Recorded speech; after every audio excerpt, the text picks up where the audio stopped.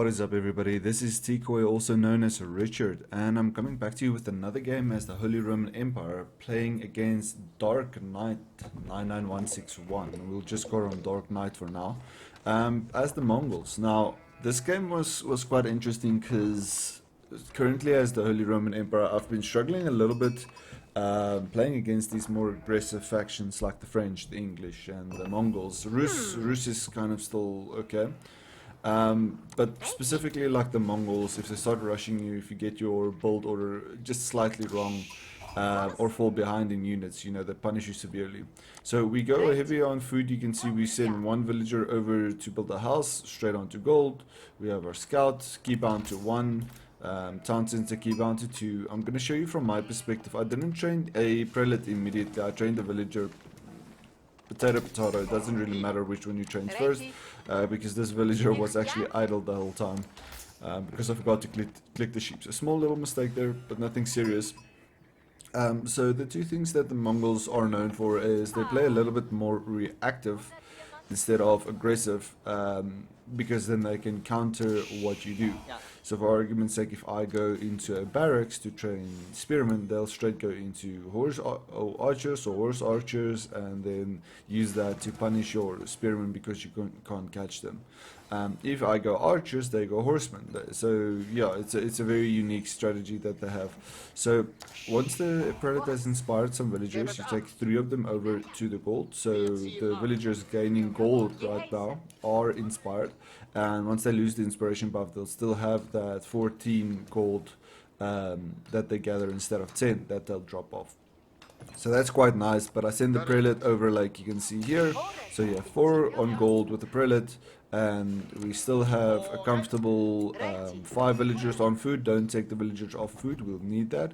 And now I'm slowly starting to trickle villagers in onto the wood line. You can see here we picked up quite a nice amount of sheep early on. I think it was 5 plus the one that we started with, so that's 6 sheep. And then there's a few others that we'll pick up along the way. There's one here that I actually missed. So with this specific map, it's called Dry Arabia. It's one of those maps that tends to have around these sacred site general areas here, and maybe like around this outer corner here, the sheep would be there. We found some here, and you can see we just found down to here another triple spawn right here.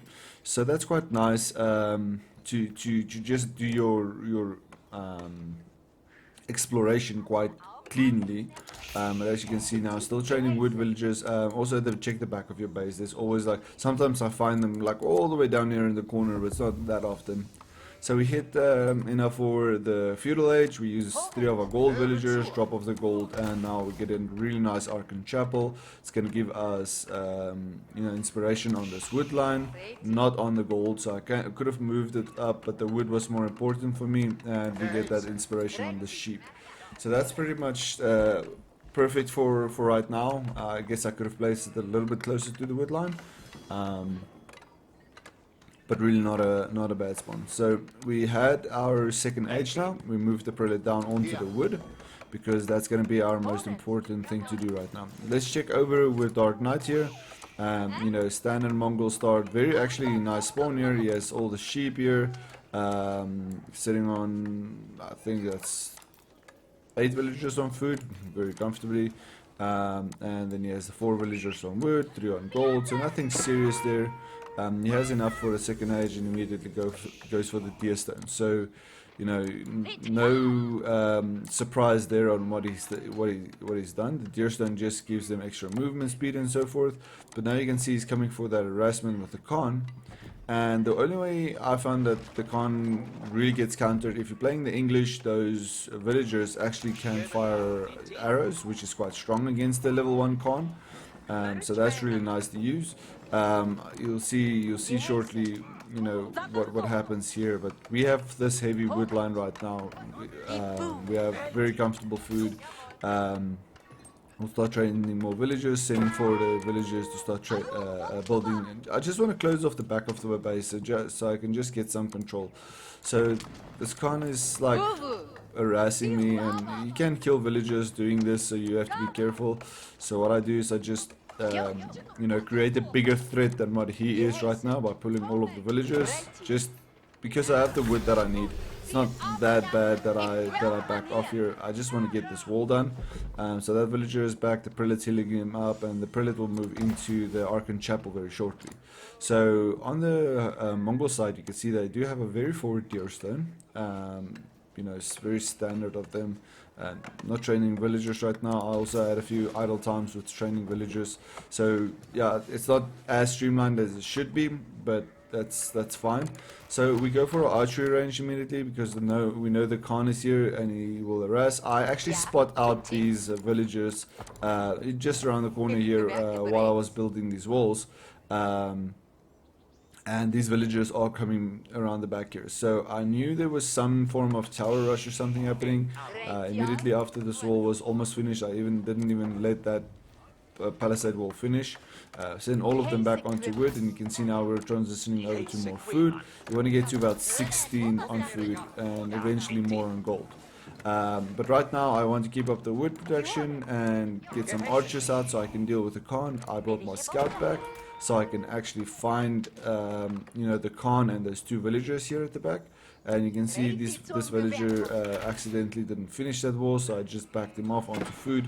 Eventually I'll go and finish that wall, but yeah, we have the scout now. You can see just two archers here. The town center actually gets in range and gets a few shots off, and this big scout shot just kind of, you know, gets the kill shot on him. So that's the Khan down. Don't have to worry about that for maybe 2 or 3 minutes. And now we are on a hunt for those two villagers. You can see they were trying to get in a tower rush here at the bottom. I have a blacksmith up so we can get that iron undermesh to get extra range defense. And I'm getting a market so I can just stabilize my economy and some housing. So he splits the villagers. We have one scout on this villager, two archers on that villager. So he can't really commit more villagers than this because it's already 100 food loss on his side.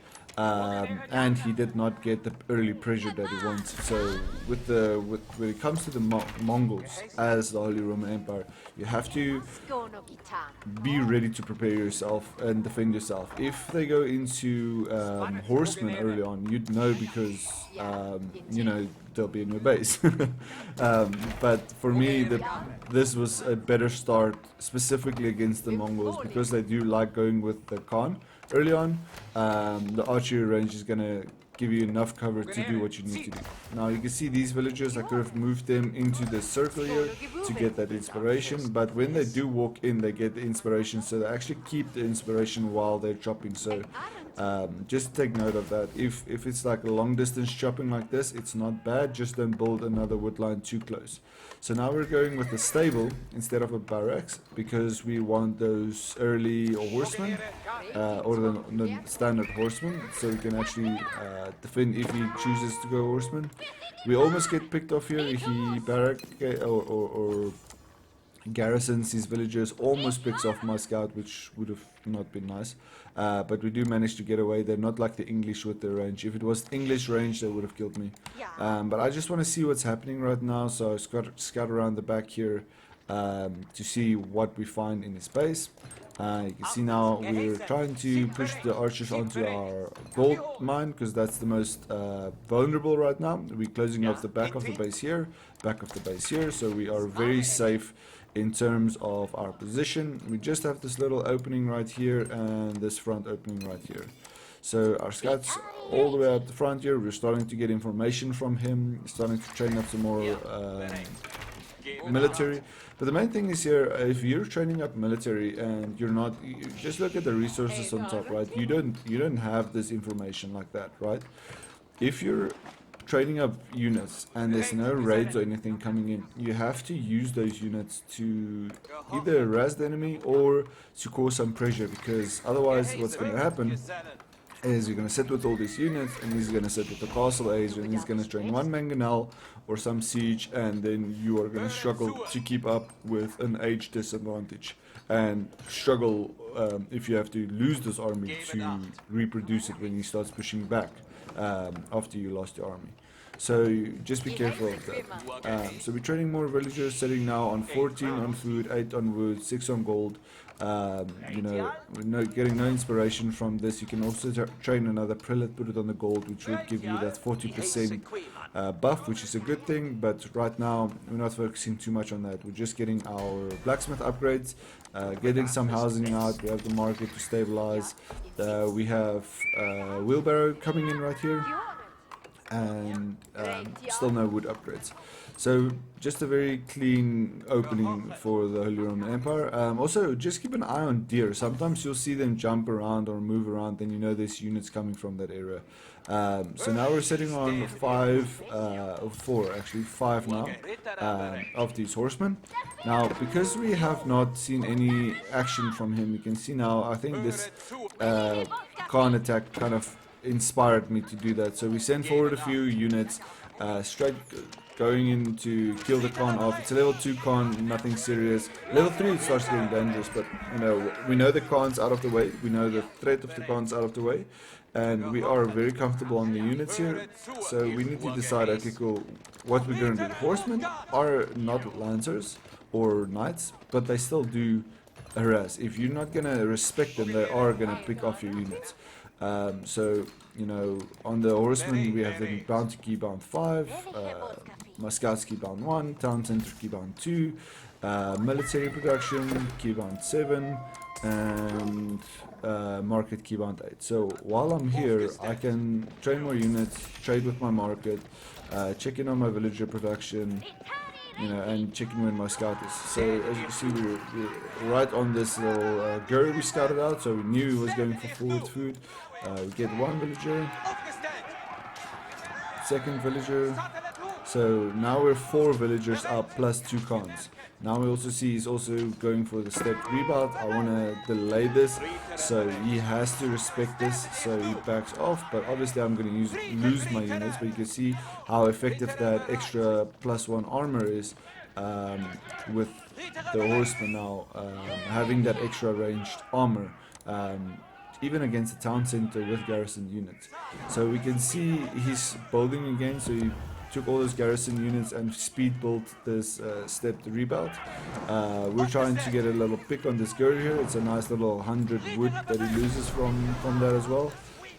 See, that goes down. So now we're just trying to be safe and not force another fight. I really like the Holy Roman Empire's horsemen. You can see with the little drapes that they have, really pretty units. So now we join in with the archers, because we do have the pressure. The archers go straight onto the Mangodai, and the horseman deals with the siege that they were trying to build. Mongols can actually build siege with their units. So the threat right now, that's what I want you guys to think of. The threat right now is this. It's the tower, and it's a unit. So we use the archer just to apply support, but because the horsemen are upgraded from the range, the Mangodai will do almost no damage, and the town center won't really do that much damage if not garrison. He has 8 units in there, but nothing too serious. You can see how quickly that Mangodai goes down. That's another 300 resources lost, plus the scout, the spearman that he lost there. So right now I just want to get rid of these military productions. So what I want to show you with these military productions of mine, so on control unit 7, they are all rally-pointed to all the way up here in front. So my reinforcements are automatically for joining up this. So the reason why you want to do that is because as soon as you run low or run out of units, you lose the raid, right? And we also have a big advantage here because his units and stuff died. So we're getting rid of any military units that does come out, but at the same time we're picking off this town center, so we can get rid of the units that's inside there and any raid or whatever that's happening on that. So in this case, don't rush with your horsemen because you don't need to. The archers are outside of town center range. You just pick off those archers. They also have the extra +1 range defense, which helps a little. But all we want to do is just delay this outpost because that's going to cause extra pressure on us, and we want to use the horsemen to raid down these buildings. He could have used the backup ability and just moved them, but he didn't, so yay for us. So now you can see the outpost on this side is done, few archers left. And the archers are literally just a support unit to pick off anything that's a threat to the horsemen, because the horsemen will counter quite a lot of units right now because we are in such a good position. So we rushed the Rexton's Cathedral, we picked up the first relic all the way down here. We actually have a second relic that's sitting all the way up here, and a third one that was somewhere down here, if I remember correctly. But we did pick up our first relic, as you can see there, and the prelate, oh, there's the third one all the way down here in the corner. So what I usually do is I take the prelate, I'll right click, as soon as you see that little icon, right click, hold shift, click on the minimap, and then right click on the Rexton's Cathedral, and that'll actually bring that relic back. That's relic number 2, relic number 3, that's 4 up here, and I think 5 was down here, I can't remember, but we have one random villager on stone here at the back. Still expanding our wood line, still expanding our gold very heavily so we can have those siege coming in, and still just picking off any military production that we had right here. So, you know, now we're in a very comfortable position. You can see we're going for all of the upgrades because we still have the units. There's the veteran archers, we're going for heavy maces, two-handed weapons, upgraded men-at-arms, and the upgraded hardened spearmen. And then at the stable we're getting those upgraded to veteran horsemen, so that will allow these units just to have that extra armor, extra defense. We have a lancer or a knight actually in the mix. You know, now he's only starting to back up those units, which is unfortunate because he already lost a lot of his buildings. And in this case I can't really do much more than just pick this off. I'll show you now why. If I'm gonna put in, this has arrow slits, or the upgraded, what do you call it, sprinkled upgrade, so we can't really rate this down without losing these units. So what we are doing is we are cutting off resource supplies, like in a proper war situation. We know there's berries, we know there's deer, we know there's deer right here, a wood line, another berry line, all outside the town center, because he has these few outposts here. So this is all he has. So we want to isolate this as much as possible. You can see the archers isolating this side, the horsemen just kind of forcing them to respect us, otherwise he's going to lose more villagers.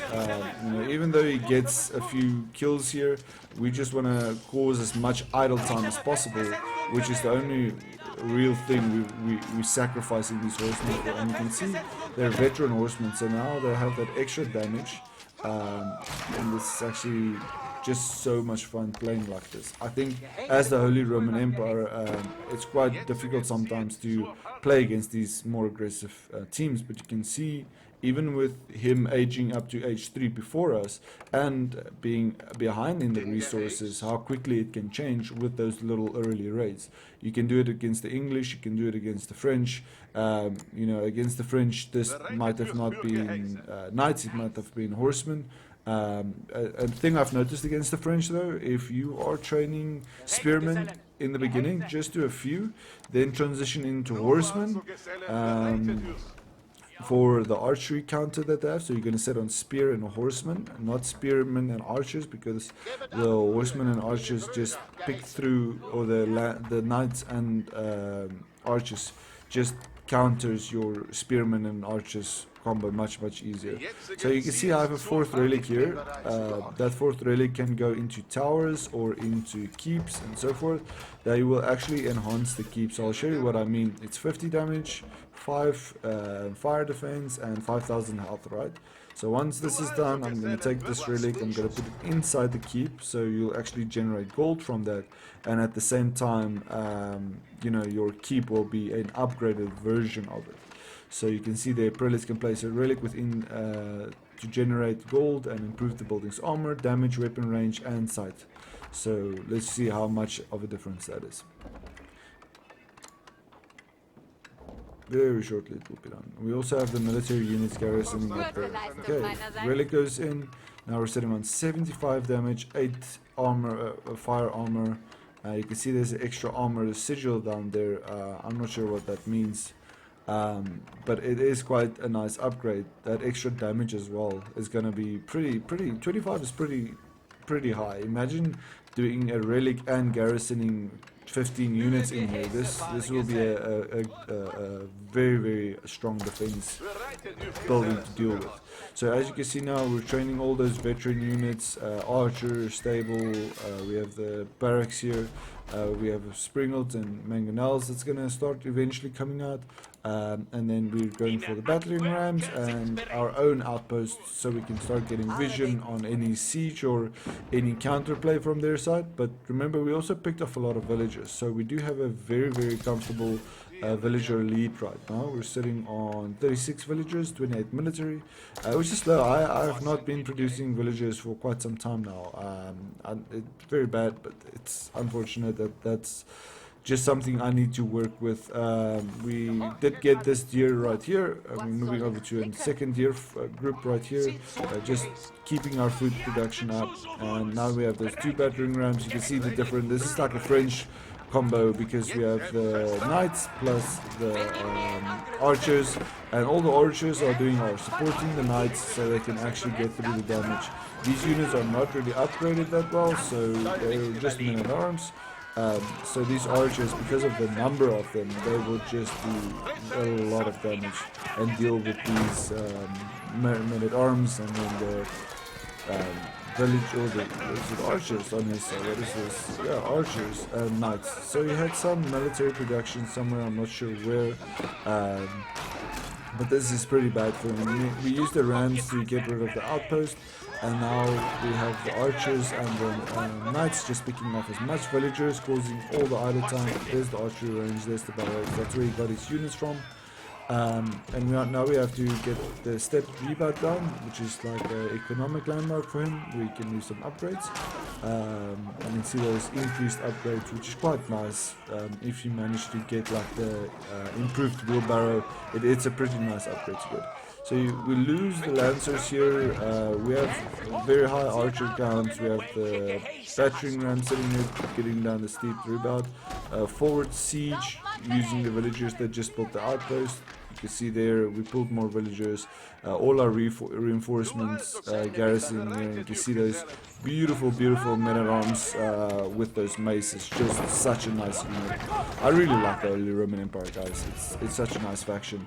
But right now, you know, another ram going down. This step rebound's almost done. And after that, we have the town center and the deer stones to deal with before we win the game. You can go for sacred site victories here as well if there was more pressure with your castles.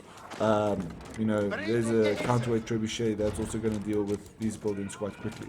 Another ram, so all I'm trying to do is protect my units and siege down the rest of his base, because we have the advantage. But that was pretty much it, guys. I mean, the Mongols are quite strong, but I think just that little bit of defense and the right strategy in the beginning gives you a very, very comfortable lead in this game. I hope you guys liked the video. Please do leave a like and subscribe if you like the content, and comment down below if you feel there was something I could have done better. Obviously, train more villagers. But thank you very much for watching, and I hope that you guys can also, you know, play some games with me and with some other streamers, so we can actually create some content together. So if you are interested in you know, reaching out to play some games together, just send me a message or check for my email on the website, and then we can actually just chat a bit and maybe set up some free games. Hope you guys have a nice day, and see you in the next one. Bye bye.